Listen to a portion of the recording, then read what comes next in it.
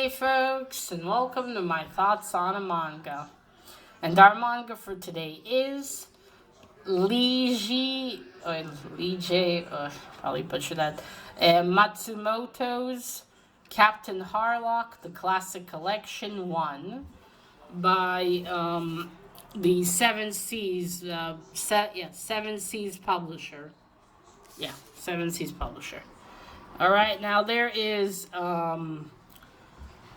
there's killing, shooting, aliens, space, murder, and a lot of weird shit. So if you are in any way squeamish, you have been warned. Also, spoilers. Alright, and, and the art and story are by Mr. Matsumoto. So that covers it. If there's anything else, I will leave it down below in the description. As always. Well, actually, you know what? I might just leave it on the screen later on. Alright. So now, Captain Harlock is something that I wanted to read for quite a while now. Well, for a while now. It's something I wanted to pick up and read. Now, I didn't buy this, but I borrowed it from my new friend. He has the whole classic collection. So I borrowed the first one from him. And it was not entirely what I thought it would be. Now, my first exposure to Captain Harlock was a movie. The Captain Harlock movie. It's not animated. It's it is an animated movie, but you know, in like the Final Fantasy movie, it's in that style. Final Fantasy VII, there's a movie. It's in the style of that one. I don't know what it's called, like 3D animation, maybe would be the correct term. I'm not sure, but that was the first exposure I had to Captain Harlock, and that movie came out, I think, 2016, 17. Oh, I don't know. I'll leave it up on the screen what year it came out, but that's when I saw it. I can't remember, though, if I saw it in the movie theater, if me and Dad went, or if I saw it home on TV. Oh, no, not on TV. Oh, man, I wish I remembered, but I can't remember. Anyway, that was my first exposure, and I really, really loved it. It was so cool. You know, the visuals, Captain Harlock himself, the ship, the whole thing, awesome. Now, naturally, there was some changes, of course, between the manga and the movie that they made. So anyway, I finally got this, and I started reading it, and it was not what I expected. Okay, so the premise of this is, it's the future. It's 2977. That's the year. 2977. Yeah, that's the current year. Humanity, what happened to it is what happens in the Wall-E movie, where everyone's just lazy. They're not as fat, though. They're not as obese as in Wall-E. But they basically got the Prime Minister who's a fucking moron. And all he thinks about is golf and parties instead of actually doing a decent job. Because some sphere lands on Earth, and instead of being worried about it, he's like, well, when's my golf? I don't want to get out of bed. I mean, hell, for the first part of the manga, we actually see him only under his bed, like under the covers. We don't even see his face. That's the premise. Then this sphere lands. The sphere lands on Earth, and we got Professor Daiba coming to the Prime Minister to tell him about it, and seeing the Prime Minister isn't going to do jack shit about it. So then he goes back to his lab. He wants to keep deciphering what there are engravings on the sphere, which he wants to check. So he goes back to his lab to get some things. It's where we meet his son, Tadashi Daiba. I don't remember the dad's first name. Anyway, he goes to this other place, to the special computer to decipher some things. And then he gets killed by this race of aliens we come to know as the Maison. It's a race of, what we know so far is there are only females. And he gets killed by one of them. Straight after Tadashi arrives and finds his father dead. And then the Mazon woman is about to kill him as well. But he is saved by who he later comes to know as Captain Harlock. Captain Harlock tells him to decipher, to put the disc in the computer or you'll kill him. And then he puts it in and we find a bit, and he finds out something. Anyway, he tells Tadashi, if you want to find out who I am, come to the port tomorrow at 3 p.m. And from there our story starts. So you had Captain Harlock and his crew on his ship, the Arcadia, which is fucking awesome. The Arcadia is awesome. And we got Tadashi. Tadashi's also like his father. He's sick of how things are on Earth. Everyone's useless. No one's doing anything. They're not even thinking about fighting off because all the guards and everything when Captain Harlock arrives at the port, they just run away. No one's staying behind to protect or do anything. It's just, wow. The incompetence is amazing.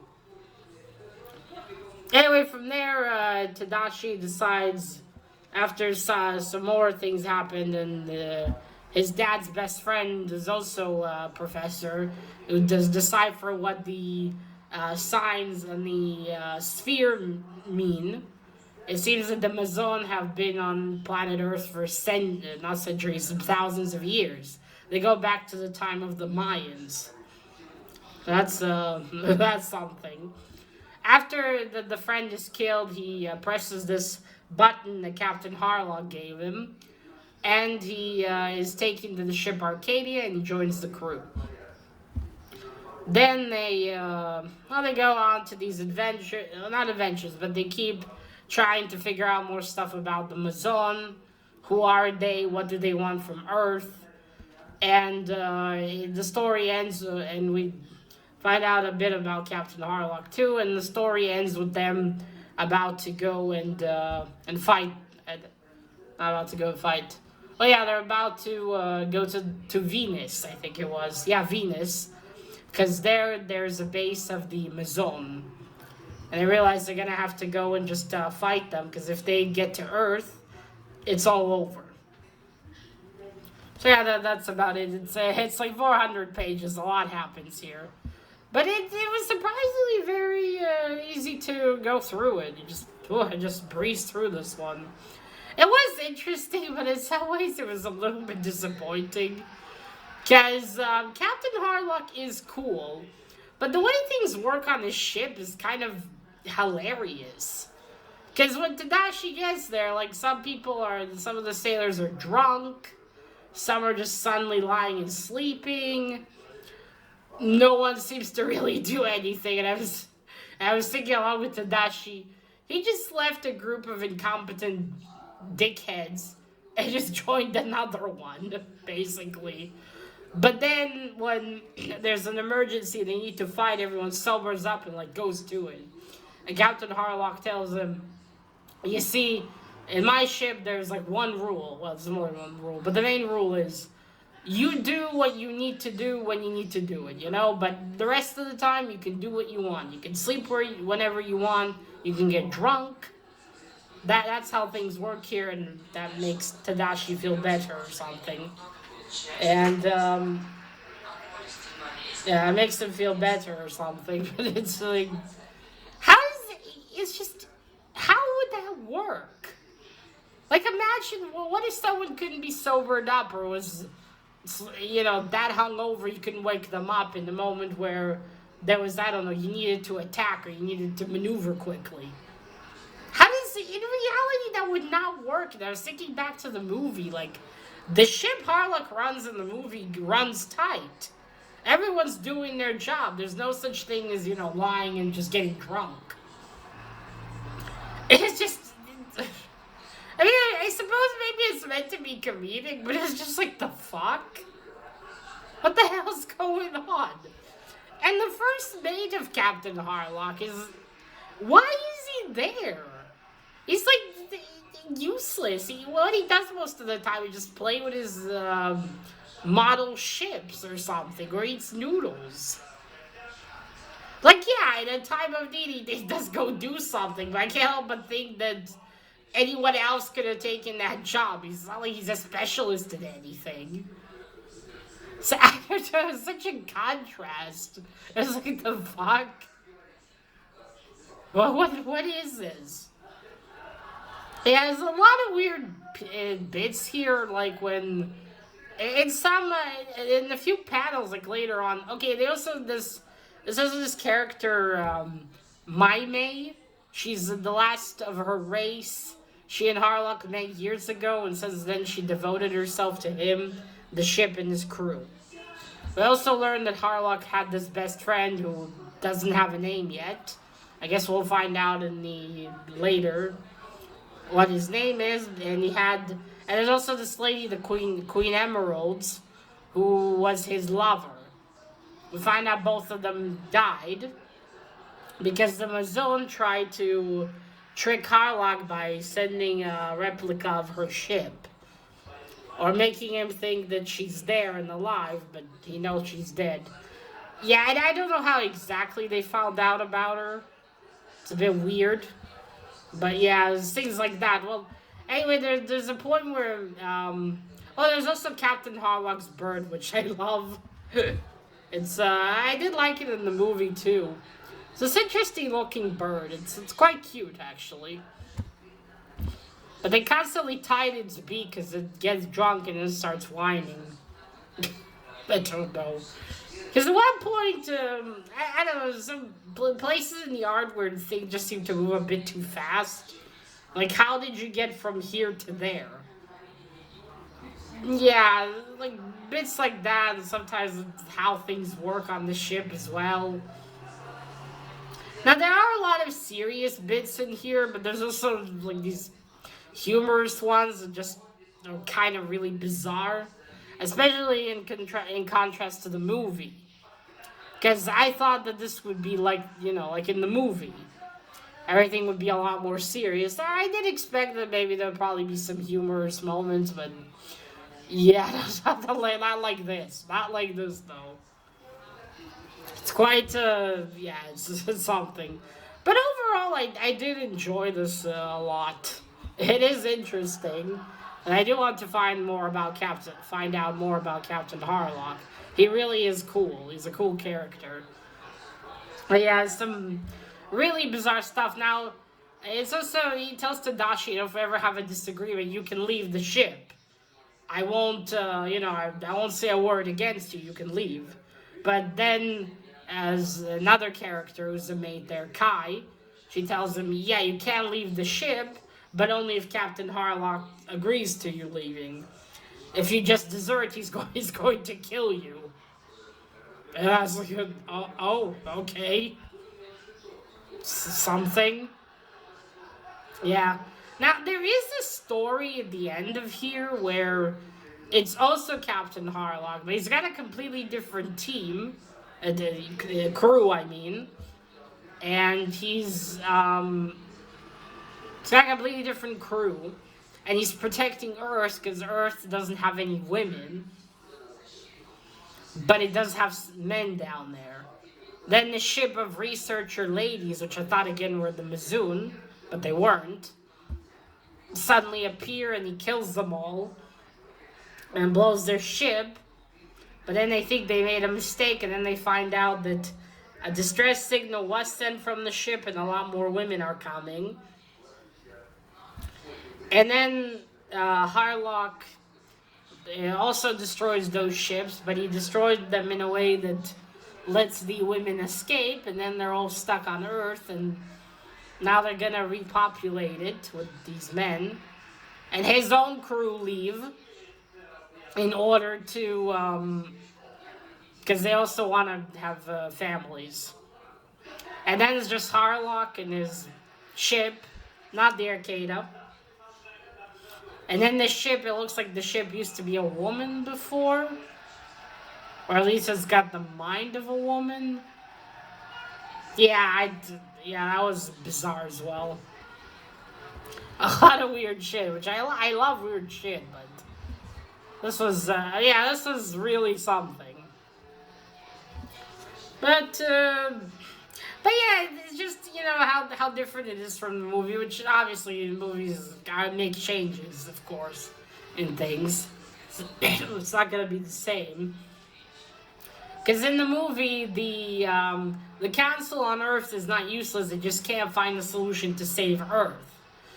But in here, Earth doesn't need saving. It's just about to be attacked by the Mizon. From what I remembered, yeah, Earth had a problem.